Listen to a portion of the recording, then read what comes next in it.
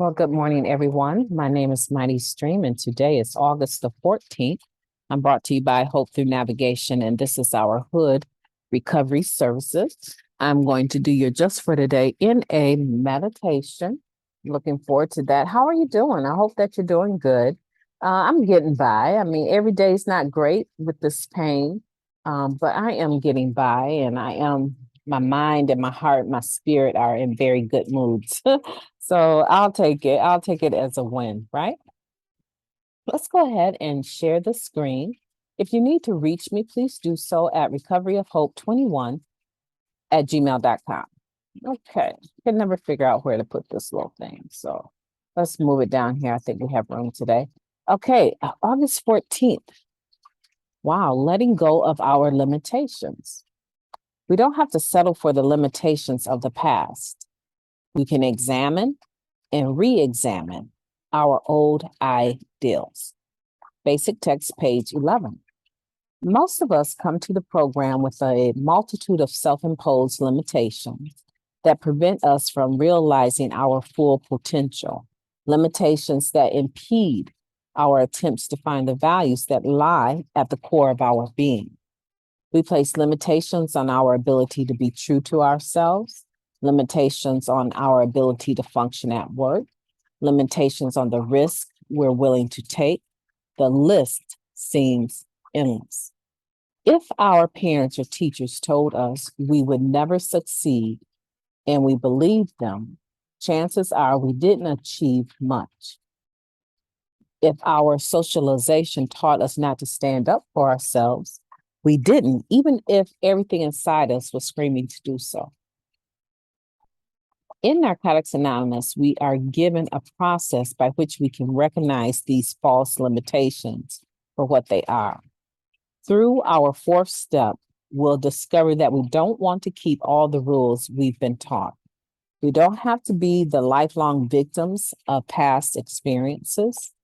We are free to discard the ideals that inhibit our growth. We are capable of stretching our boundaries to encompass new ideals and new experiences. We are free to laugh, to cry, and above all, to enjoy our recovery. Just for today, I will let go of my self-imposed limitations and open my mind to new ideals. Beautiful. Beautiful. I like that. Let's take a moment of silence, followed by the wee version of the Serenity Prayer. Moment of silence now, please.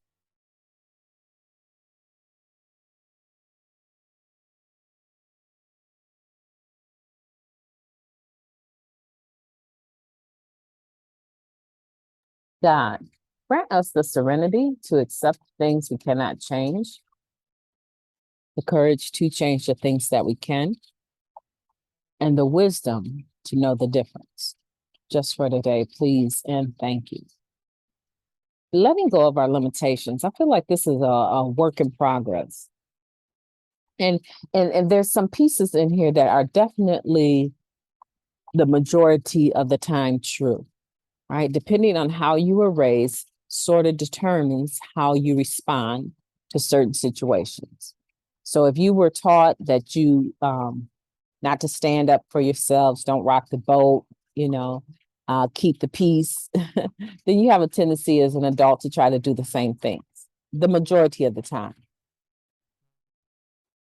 However, I do know some people that have in recovery overcome those childhood rudimentary type foundations. And they've gone on to do great exploits in their adult life. And a lot of that was reconditioning their mind, sort of washing the brain that they grew up with, and then pouring in positive, effective, communal type beliefs, changing a lot of their core values. And it's not easy to do.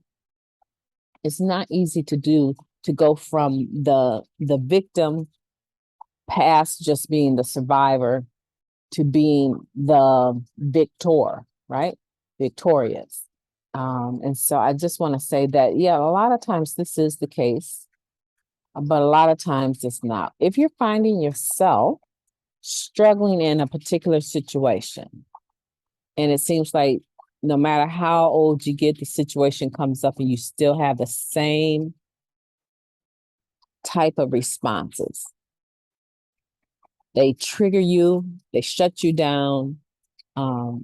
It could be that you have some post-traumatic stress disorder attached to that, right? To that one experience. And now anything that's sort of similar takes your mind, drags you back through the past, and your old responses become your new responses. And this beast of negativity is being increased in muscle and size every time you have a similar encounter and you respond the same. So our job as recovering individuals is to look at that and decide, like when you're doing your fourth step, look at those circumstances, look at those situations. Maybe one or two, it may be a lot, but to look at them and for you to say, what would my life be like? You know, in counseling, we call it the recovery, not the miracle question, right? What would my life be like if that had never happened to me? Think about it. For some men, it may be, what would my life be like if my mother had not passed away when I was 3?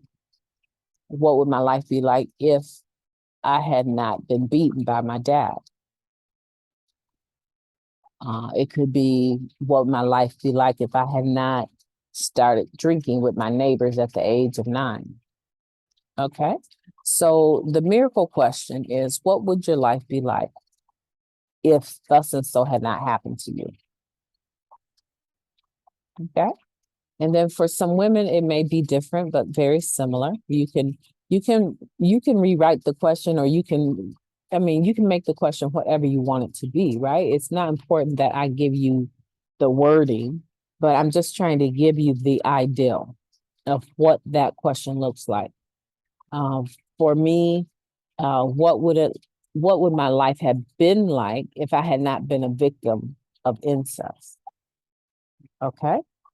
At such an early age. Well, I probably would be, I don't know. I mean, I'm kind of almost to where I need to be, right? But I sort of be a lot more trusting of individuals than I am. So figure out what that incident or incidents, what they were, and then what would your life be like if that had not happened? Okay. Now take the two polar opposites, where you are now, what your life would be like if those things had not happened. On the left-hand side are the things that your life is like right now, and it incorporates your limitations. What your life would be like if those things had not happened. On the right-hand side incorporates your life without those limitations. So for those people that are doing great exploits now, then is it possible to believe that your life would be even greater than it is currently, even though it's wonderful? I mean, there's got to be some area in your life that you are still living status quo to. There's got to be some area that you still have limitations in, and that's what we want to look at. I'm not really trying to pick out the things that you're doing great. I'm really trying to get you to focus on where the limitations are and how your past life helped develop those limitations and what recovery of that area should look like for you today. So hopefully that's clear for you. I think it's a very interesting topic, because I think that we're always needing to stretch our boundaries. As long as we're not imposing on other people, and haters don't count, right? People that don't want good for you anyway, people that, they're jealous of the things that you've accumulated as a result of your hard work. Those people don't count in this situation, right? But we don't want to impose on other people or harm other people as we climb the success ladder, right? We don't want to be guilty of doing that because then whatever you have is just going to be temporary anyway. You have to do the right thing, remember? Service work, do the right thing for the right reasons. So I hope that that helps you. I hope today that you will see that you're free to laugh, you're free to cry, and you're free to enjoy your recovery and your discovery, right? Because you're going in recovery, you're going to continually discover who you are more and more and more. And never think, as of August 14th this year, never think that who you say you are today is going to be the same person that you are next year. Never think, or even the next day, because technically life happens and our role is to be able to accept life on its own terms. We don't have to mask our emotions anymore. We don't have to change outcomes or manipulate outcomes anymore, right? But whatever happens, our goal is to be in a position of stability with our recovery, right? That we are able to maintain the ground.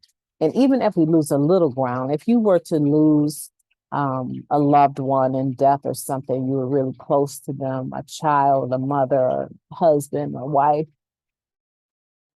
something like that is in the top 5 stressors, right? Divorce is in the top 5 stressors. Loss of a job is in the top 5 stressors. Loss of relationship due to death, right? So these are things that universally people suffer. And as they suffer, things do change, and they are going to change who you are moving forward, right? But our job is to be able to make the adjustment with the knowledge that we have, the willingness that we have, right? The honesty that we have, the open-mindedness and the willingness, right? The how of the program, we should be able to make the needed adjustments, right? The needed adjustments in order to get ourselves through that with as incurring as little loss as possible, right? Maybe you're a person, you go through storms, but you incur great losses. You end up having to start again, you lose your belongings. The people that said they keep your stuff for you, they lie, they sell it off, they throw it away. Maybe when you incur losses, you have to start all over. And I want you to know that that has an impact, because people that continually lose on that level, they get to the point where they don't want to gain anything. They might try to do something, but they're no longer interested in having the stability of having a home, a car, a job. They lose that desire because they've had so many losses. They don't know how long it will last. So here's the thing. If that's you, we need to get you to the point where you stop losing, right? We need to get you to the point where you stop having to face life on other people's terms.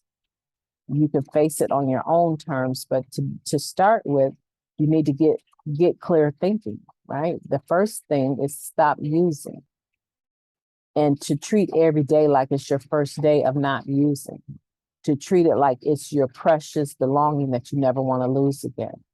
And as you accumulate the wisdom that comes with being in recovery and working the steps and having interaction with your network, your sponsor, and stuff like that, and developing your spirituality to the point where it is doable. You never want your ideal of spirituality to be so high and mighty that you're no earthly good, right? You don't ever want that opinion or that goal of yours to be so perfected that nobody can, not even you can reach it, right? It has to be something that is practical. And when it's practical, it is spiritual. And I know these are all terms that you have heard before, lingo that you've heard in recovery before. And the reason why they roll out of my mouth so easily is because they're my life, right? They are incorporated into who I am. I don't even have a second thought anymore. When a storm comes, my mind doesn't set, I might use that. I don't even think about that. That's not what comes to my mind. What comes to my mind is how can I barrel down and make sure that I go through this storm with as little hits as possible, with as few losses as possible, and safeguard myself and my family, right? And my relationship, obviously, with God. I hope that helps you. Today is going to be a beautiful day for you. You have to let go of your self-imposed limitations and open your mind to new ideas. Do what you can do with what you have. And as you stay consistent with that, you will see that more is added to you, right? So take care and have a beautiful day. And I will be talking to you tomorrow.